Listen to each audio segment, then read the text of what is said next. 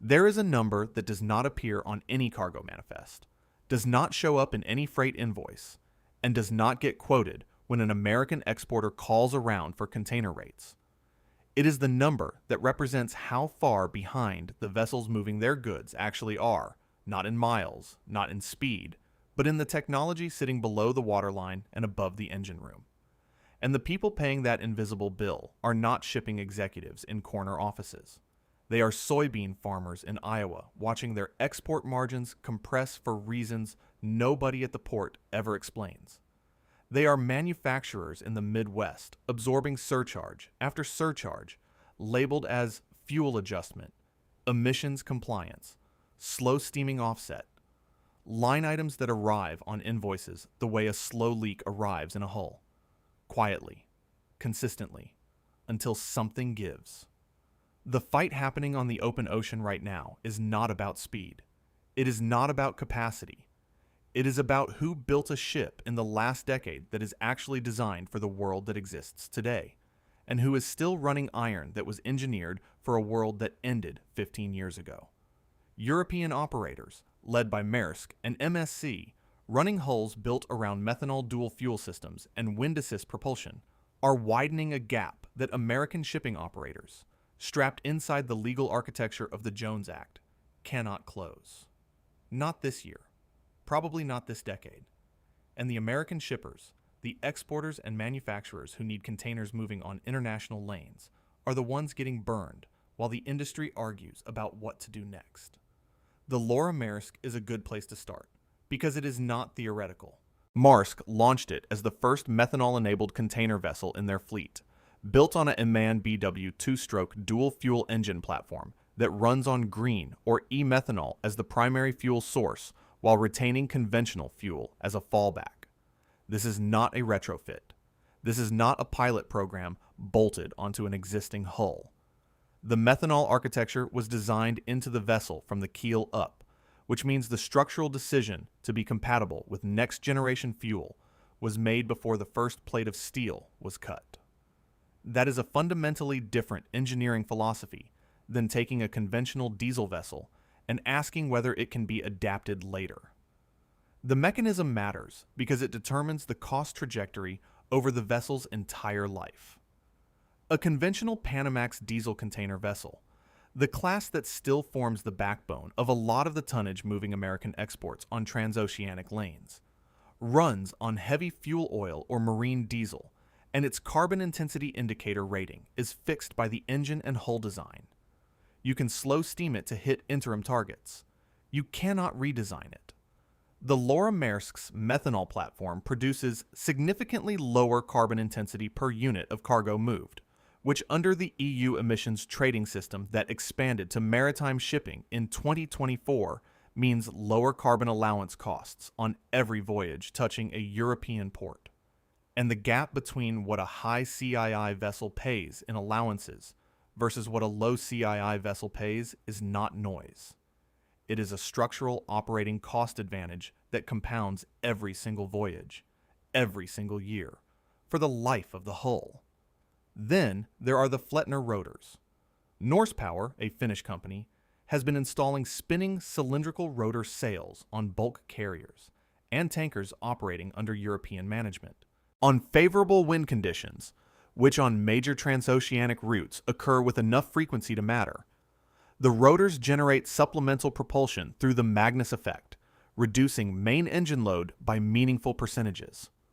The published trial data from Norse Power's route deployments shows fuel consumption reductions in the range of several percentage points on affected voyage legs.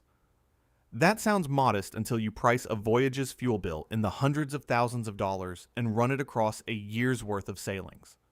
Then it becomes a number that shows up in the per TEU cost comparison between European-operated vessels and legacy diesel competitors.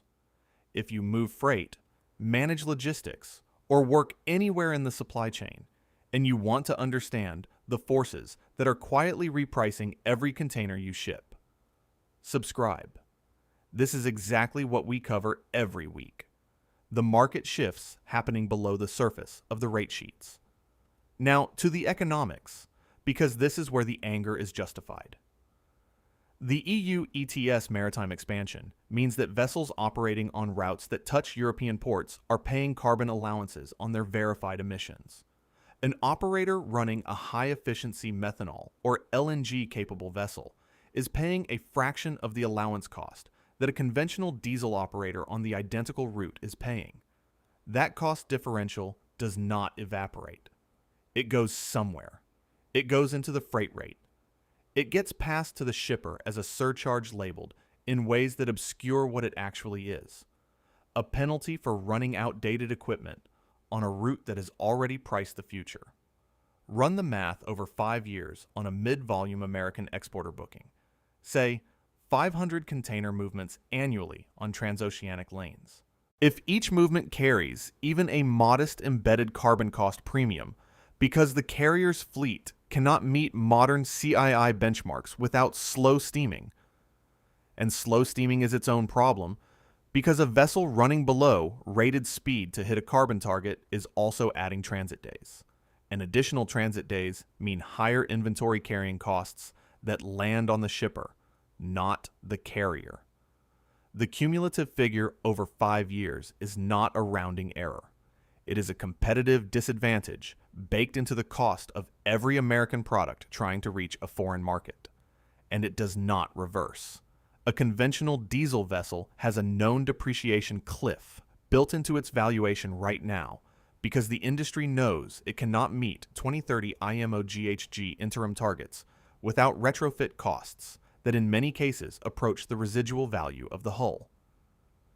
European operators who bought methanol-compatible new builds in the early 2020s will be running vessels with appreciating strategic value as fuel infrastructure matures. American operators locked into aging diesel tonnage are running vessels with a built-in expiration date stamped on the balance sheet. Which brings us to the Jones Act. And this is where the story stops being about engineering and becomes about a legal trap that was sold as protection. The Merchant Marine Act of 1920 requires that cargo moving between United States ports be carried on American-built, American-flagged, American-crewed vessels. The intent was to sustain a domestic shipbuilding industry and a trained maritime workforce. What it has produced, in practice, is a Jones Act fleet insulated from the competitive pressure that forced every other major maritime operator in the world to modernize or lose business. American shipyards have not built a large container vessel in decades. The industrial infrastructure to construct a methanol dual-fuel hull at commercial scale does not currently exist domestically. European and South Korean shipyards are booked years out on alternative fuel new build slots.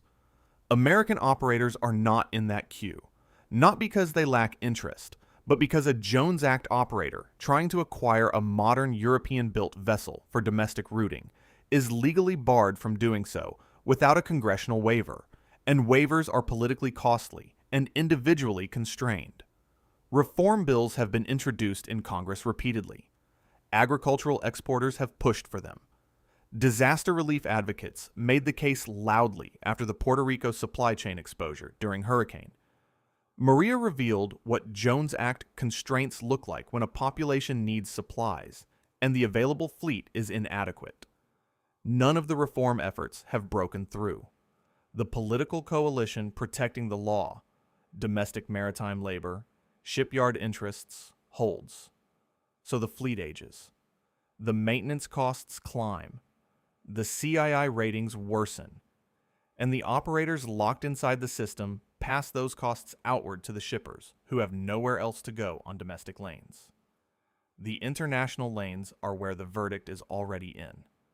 Maersk and MSC together control a share of transoceanic container capacity that effectively sets the pricing environment on major east-west trade routes. European ports, Rotterdam, Hamburg, Antwerp, are implementing green shipping corridor frameworks that offer preferential berthing fees and priority access to low-emission vessels. Large multinational shippers are embedding low-carbon carrier requirements directly into their freight tender documents. A consumer electronics manufacturer, an automotive supply chain operator, a global retail sourcing team, These buyers are specifying emissions performance as a procurement criterion. European carriers can meet those specs. Legacy diesel fleets cannot, without surcharge, carve-outs that make the rate comparison unfavorable. Here is the steelman, because it deserves an honest treatment.